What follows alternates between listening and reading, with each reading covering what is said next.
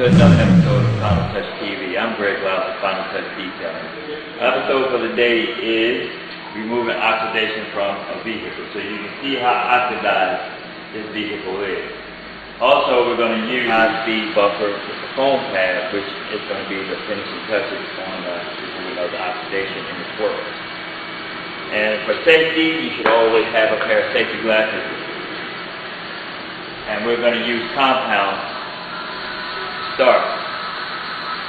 And what we're going to use is a light compound, which is made by 3M. It's called Super Duty. It's a light, heavy-duty compound. It's a light compound, but it's a little heavy. It has less grit. You need a gritty compound, and if you don't have a gritty compound, they do have other compounds that you can use that doesn't have grit in it. But usually, when you're dealing with oxidation, it's better to have a compound that has grit in it, because it helps pull the oxidation off. And also what it does with the wool pad, it heats up the paint, which gives it a better shine, and you can see it as it goes off, as we demonstrated. Okay? What we're going to do, we're going to start on this border right here. And for our first step, we're going to use a heavy-duty compound. You see I'm rubbing it on, so that way it doesn't splatter all over the windows and everywhere, even though you probably wash your car afterwards anyway. So it doesn't much matter. So we're going to the wool pad right now.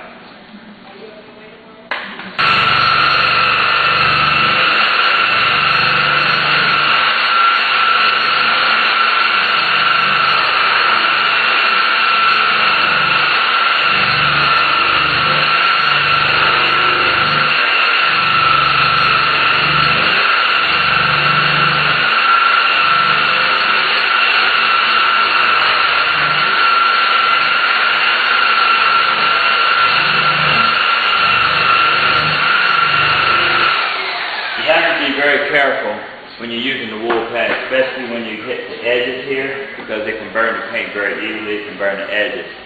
So what you can do, you can buy some detailer's tape and put on that edge, and just be real careful when you go. And when you see how I was moving the buffer, which is going in nice, slow, and even, so we can try to work the compound in, and that's what you want to do. So your next step, what you want to do, you have the number 3 mirror glaze, which will help bring the shine up. Just flip your rag around. Pull some on your rag.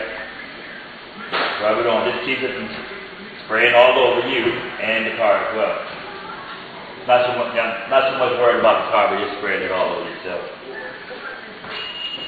Okay, we're going to take nice even strokes. Take your time, nice and slow. Bring the shine up.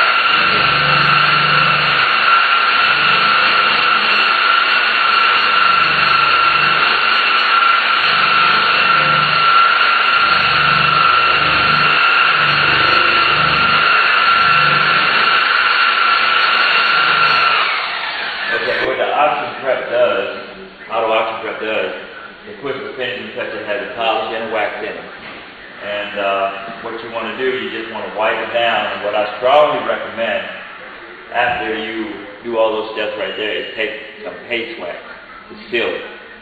The paste wax is pretty good. I think it's, me personally, I like paste waxes versus liquid waxes. So I would strongly suggest that you put a strong paste wax on it. And the wax that I use is made by Costco. It's called Magic Wax. It's a carnauba wax. Very good wax, lasts a while, and leaves a nice shine, and seals everything pretty good. What I'm going to apply for the finishing touches is what I was telling you about, is the Magic Wax, which is made by Costco Incorporated. And also, when you wax a vehicle, I'll give you a little trick. When you read the label on a car, it tells you go in a circular motion. Well, you never want to go in a circular motion. That's how you get what they call a spider leg scratcher. You want to go the way that a car is painted back and forth. So you want to stay with the grain of the paint. When you go in a circular motion, that's how you get your scratches, what they call a spider leg scratcher. So when you wax it, you want to wax like this.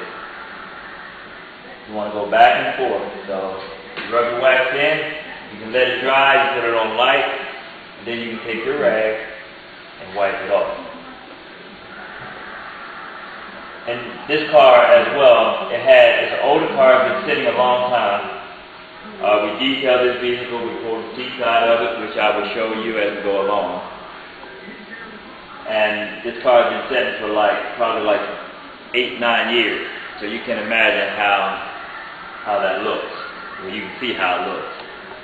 And this car has enamel paint. Up until the late 80s, early 90s, well, the late 90s, early 90s, they start putting more clear coat on the cars, so the cars don't oxidize as much.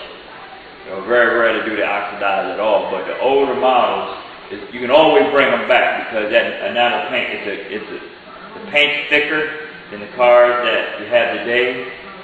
And like I said, they don't have as much clear. The clear is pretty much mixed in the paint. So that's why they oxidize. It's not like a clear coat that is applied after the car has been painted. That's the difference between the enamel and the clear. So I'm sure that they still use enamel, but they fill it with a clear to keep it from dulling out. So that concludes our episode for today on car oxidation. For more information, you can go to my website, finaltestdetailing.net, if you have any questions. Thank you. Have a good day.